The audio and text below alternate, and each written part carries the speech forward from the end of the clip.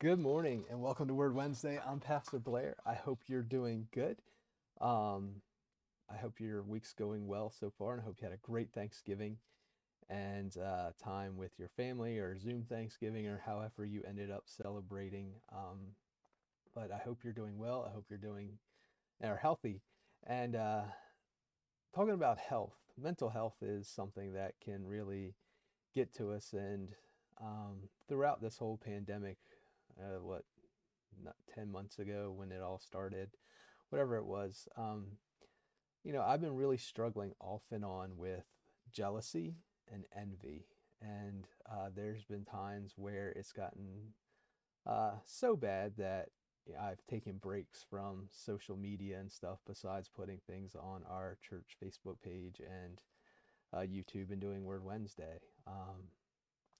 And sometimes that jealousy and envy has gotten out of control in my life, to the point where it has turned into anger towards other people um, and different institutions and things. And it's not because they did something necessarily wrong. It was me not handling my jealousy and envy in the right way. And um, it's reared its ugly head this week again, really bad. And so I thought I would share.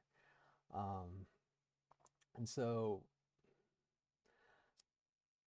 thinking about this, the first thing that popped in my head is you need to be careful where you pee. And you might be thinking, what does that have to do with anything? Well, here's the thing. So Saul was the first king and in the Old Testament, and he was doing a good job, but his time of reign was coming to an end, and God appointed David to eventually be the future king, and that made Saul jealous. That made Saul envious towards David to the point where he wanted to kill David. And so he's chasing David all over the place. And this is what it says in 1 Samuel 24 3. Uh, 1 Samuel chapter 24, verses 3 through 4 in the Common English Bible says this. He came to the sheep pen beside the road where there was a cave. Saul went into the cave to use the restroom. Meanwhile, David and his soldiers were sitting in the very back of the cave. David's soldiers said to him, "This is the day the Lord spoke of when he promised you, 'I will hand your enemy over to you, and you can do to him whatever you think is best.'" So David snuck up and cut off a corner of Saul's robe. So here we have David that is being chased by Saul all over the countryside. Him and David's faithful followers are in a cave in way back. And lo and behold, here comes King Saul, and he's got to go pee or poop or whatever. He's got to use the toilet. And so he goes into this dark cave and he does his business. And while he's doing his business, David sneaks up like a ninja and cuts part of his robe and keeps it. And then later on in the story, we see David confront Saul and say, "Hey, I had the opportunity to kill you, but I didn't. Um, Here's proof. Here's what I cut from your robe. You didn't snatch it on a rock while you were using the toilet." um, but I had the opportunity to end your life and to start my reign, but I didn't. So let's put this feud to rest, and let's move on. I vow not to kill you, and I vow that, I'll eventually become king when it is my time. But Saul, um, Saul didn't keep a promise. Saul still followed after David, trying to kill David, um, but David kept his promise. He just kept running from Saul until it was his appropriate time to become king. And so,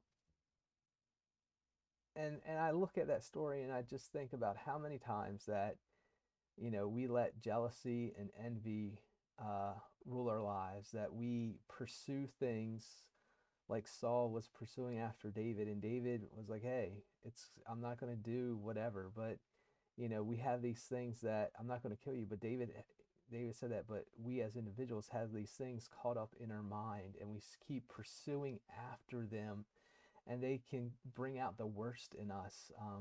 For me, my jealousy and envy that I've been facing the last week here lately very hard, it comes out as anger and frustration. It's not that I'm angry or frustrated at these people that I that anger comes out in. It's just that I'm caught up in this jealousy and envy, and which it's not a good thing. And so for me, I've taken a step back and realizing I can only do what I can do with what I have. And for me to look at others and to look at what's going on and happening in different areas in my community and what other pastors and churches are doing, it's not right for me to be jealous and envious of that. I need to be happy and content with what God has given me and what God is currently calling me to do. But every once in a while, that's hard. And so I encourage you to search your life, search your soul, and figure out, is there any hidden jealousy or envy that may pop up, and try to continue to attack you. For me, it's been the same thing since the beginning of this pandemic, of this jealousy and envy that I've been facing, and it keeps popping up every once in a while. And and I try to keep pursuing it like Saul pursuing after David, and it's just not working out well. And so I encourage you to be careful and realize that God has got your back and that God is in control. In Proverbs, in the English Standard Version, Proverbs 14:30 says this: a tranquil, look, can't even speak this morning. A tranquil heart gives life to the flesh, but envy makes the bones rot. And so my prayer is that you find life, that you find peace in this week and in the days to come. And when jealousy and envy may pop up, may you be willing to set those things down and hand them over to God and leave them to God, and not let them keep chasing after you, trying to get you off course of what God has called you to do and make your bones rot. So with that, I hope you have a great day. Would you please pray with me? Lord, thank you for this day. And I just pray as we go forth that you help us to be disciples that you have called us to be. Lord, help us to be careful where we go and what we look at, and so we don't get tripped up or possibly consumed by things. And we thank you for your grace and mercy. Amen. Well, hope you can join us next week. Take care. God bless. And remember, the best is yet to come.